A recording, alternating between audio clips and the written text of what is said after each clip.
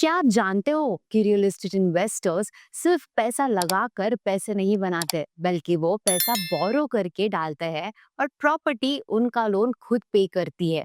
Sounds risky, right? लेकिन सच यही है। स्मार्ट फाइनेंसिंग ही रियल एस्टेट गेम का रियल अनलॉक कोड है। आज हम एक ऐसे टॉपिक में डाइव कर रहे हैं जो शायद आपकी सोच बदल सकता है, क्योंकि रियल एस्टेट सिर्फ उनका खेल नहीं जिनके पास करोड़ों में कैपिटल पड़ा है।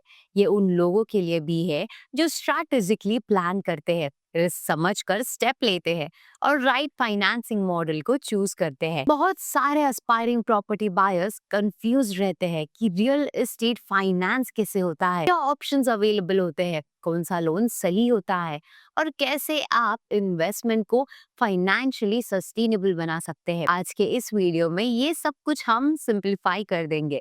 इसी वीडियो में हम कवर करने वाले हैं home loans, lab, builder financing, private lenders, LTV ratios, down payment strategy, EMI planning, rental offset, tax benefits और मार्केट रियलिटी। आखिर तक देखना, क्योंकि एंड में हम एक स्मार्ट फ्रेमवर्क भी शेयर करेंगे जिससे आप डिसाइड कर पाओगे which financing method is the best one for you. तो चलिए शुरू करते हैं।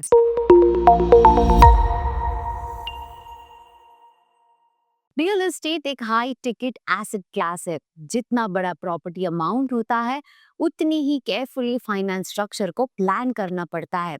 रॉन्ग फाइनेंसिंग का मतलब high EMI, cash flow issues, delayed ROI and long term financial stress. लेकिन राइट फाइनेंसिंग स्ट्रक्चर से आप लेवरेज क्रिएट कर सकते हो, मतलब कम पैसे से ज्यादा एसेट बिल्ड करना।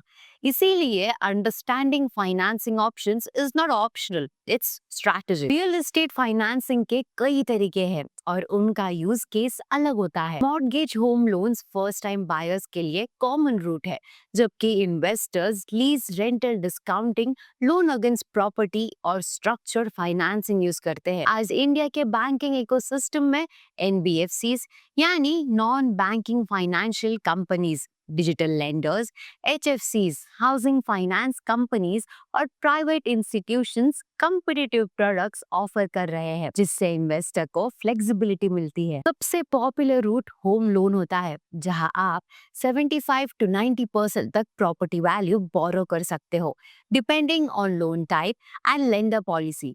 Bajaj finance, Piramal finance and leading banks आज रिस्क बेस्ड प्राइसिंग फॉलो करते हैं, जिसमें लो क्रेडिट स्कोर वाले हाई इंटरेस्ट पे करते हैं और स्ट्रॉन्ग फाइनेंशियल प्रॉफिट्स वाले लो इंटरेस्ट। सेकेंड ऑप्शन होता है लोन अगेंस्ट प्रॉपर्टी यानी लैप, जिसमें आप एग्जिस्टिंग प्रॉपर्टी को मॉर्गेज करके फाइनेंसिंग रेज कर सकते हो।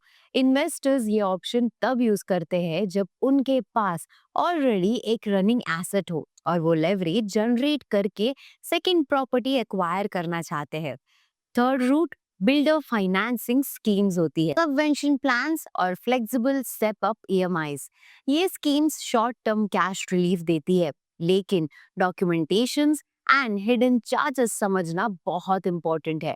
फोर्थ कैटेगरी है प्राइवेट इन्वेस्टर्स और जेरी यानी जॉइंट वेंचर फाइनेंसिंग, जहां एक पार्टी लैंड देती है और दूसरी पार्टी कंस्ट्रक्शन फाइनेंस करती है और प्रॉफिट शेयर होता है। आखिरी रूट है REIT, real estate investment trust backed loans और फ्रैक्शनल इन्वेस्टमेंट फाइनेंसिंग, जो अब इंडिया में मोमेंटम बिल्ड कर रहा है, स्पेशली एचएनआई यानी हाई नेट वर्थ इंडिविजुअल्स और एनआरआई इन्वेस्टर्स के लिए। फाइनेंसिंग सिर्फ लोन लेने से कंप्लीट नहीं होता। EMI planning, interest rate selection, fixed versus floating, prepayment flexibility और प्रोसेसिंग चार्जेस का इम्पैक्ट समझना इक्वली इम्पोर्टेंट है।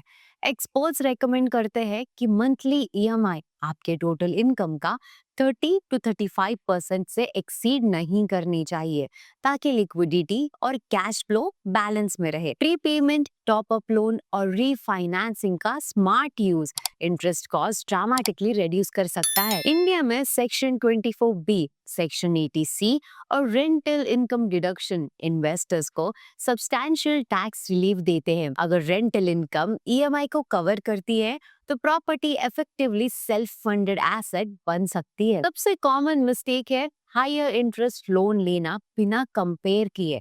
सेकेंड मिस्टेक है कैश फ्लो एसेस ना करना और ओवर लेवरेजिंग। और तीसरी मिस्टेक है डॉक्यूमेंटेशन समझे बिना स्कीम को चूज कर लेना। अभी एंड तक जो सिंप्लीफाइड फॉर्मूला आपको याद रखना है वो है कि if you are a first time buyer then go with a home loan. If you are a first time buyer, go with home loan.